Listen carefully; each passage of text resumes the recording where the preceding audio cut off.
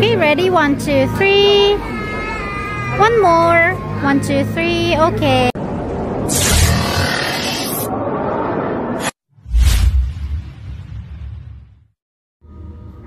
At umaga na nga mga boss, at excited na nga kami ditong gumising at para makapag-almusal na, para kami ay makabiyahe na.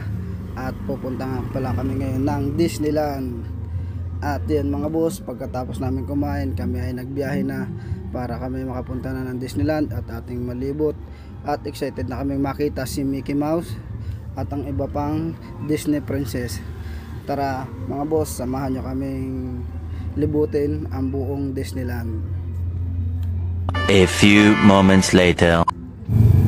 At yun mga boss, andito na kami sa Disneyland.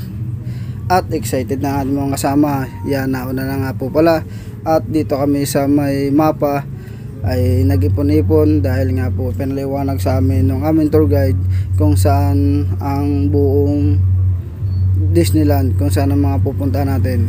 Kaya naman mga boss, ating pakinggan ang sasabihin ng tour guide natin. So I don't give it to you now because it happened before.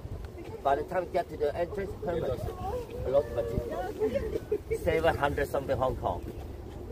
You need to buy your own. Okay? So entrance, so remember after. At yun mga boss, pagkatapos namin ipaliwanag ng tour guide, at andito na nga kami siya may arko ng Disneyland. At dito nga kami mga boss ay nagpicture muna bago kami tuluyang pumasok. At pagpasok po namin sa may loob, at dito rin po kami nagpa-picture ulit sa may mukha naman ni Mickey Mouse.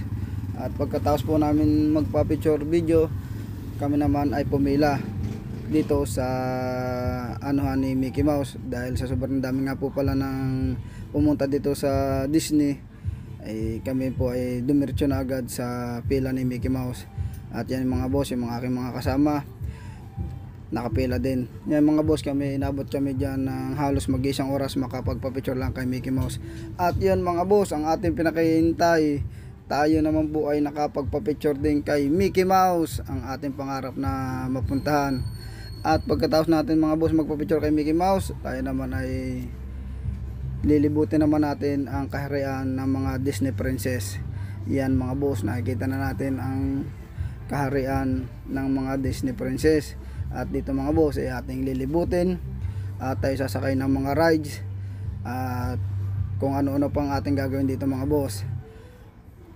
At andito nga boss mga kababayan nating mga Pilipino na nagpapahinga sa gilid dahil siguro napagod na